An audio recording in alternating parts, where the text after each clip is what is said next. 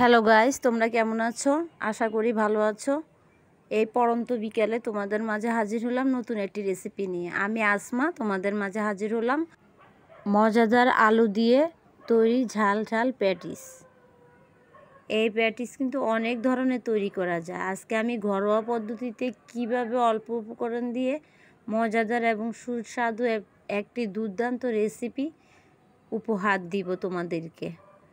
মনোযোগ দিয়ে দেখো। প্রথমে আমি 2-3টা আলু মিডিয়াম সাইজের সিদ্ধ করে ম্যাশ করে নিচ্ছি। সাথে দিয়ে দিচ্ছি চিলি ফ্লেক্স এবং সামান্য পরিমাণ লবণ এবং দিয়ে দিব একটুখানি হাফ চামচ পরিমাণ চাট মশলা দিয়ে ভালোভাবে ম্যাশ করে এক সাইডে রেখে দিব।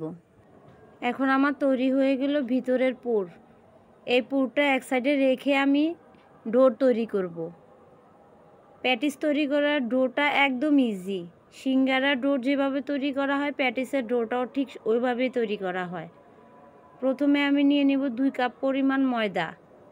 আটা থাকলে আটা দিয়েও হবে, সমস্যা নেই। এখন দিয়ে দেব সামান্য পরিমাণ কালো জিরা 1 চিমটি পরিমাণ। তারপরে দিয়ে দিব আমি পরিমাণ মতো তেল, সামান্য একটু লবণ পরিমাণ মতো দিব। যে যেরকম লবণ খায় ঠিক সেরকমই দিতে হবে।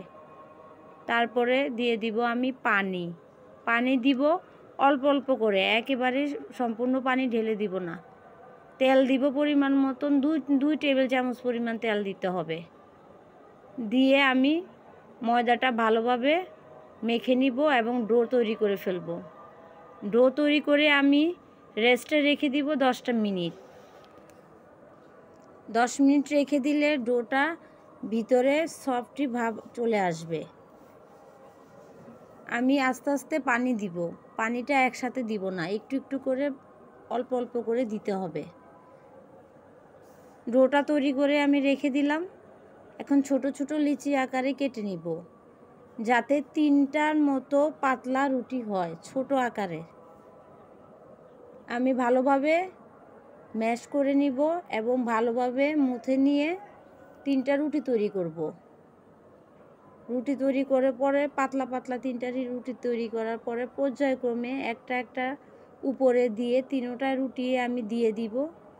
দিয়ে আমি 4 কোনা আকৃতি বা স্কোয়ার সাইজ বলে যাকে কেটে নিব। 3টা রুটি আমি এই জন্য উপরে উপরে দিলাম যাতে প্যাটিসের পুরটা সুন্দর মুচমুচে হয়। সাথে পারলে একটু কর্নফ্লাওয়ার ইউজ করলে আরও ভালো হয়। আমি সামান্য একটু কর্নফ্লাওয়ার দিয়েছি, যেহেতু ভিডিওটা স্কিপ হয়ে গেছে সেজন্য আর দেখাতে পারলাম না। যখন 3টা রুটি তৈরি করা হয়, যখন একটার উপরে আরেকটা দেওয়া হয়, তখন একটু সামান্য পরিমাণে অল্প আধা চামচেরও কম একটু কর্নফ্লাওয়ার দিলে জিনিসটা মুচমুচে হয়, অনেক সুন্দর হয়।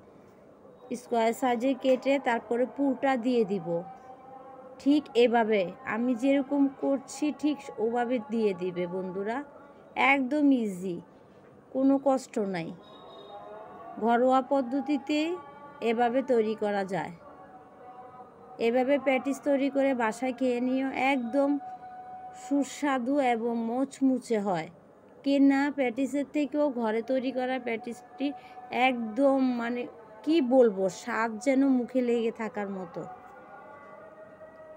এভাবে করে রেখে দিতে হবে এবং সাইডটা একটু পানি দিয়ে আটকে দিতে হবে যাতে খুলে না যায়।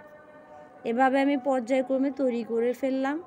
2 কাপ ময়দা দিয়ে 6টার মতন প্যাটিস তৈরি হয়ে গেল। তারপরে ভাজার পালা। ফ্রাই প্যানে তেল গরম করে ডিম আঁচে আস্তে আস্তে ভাজতে হবে।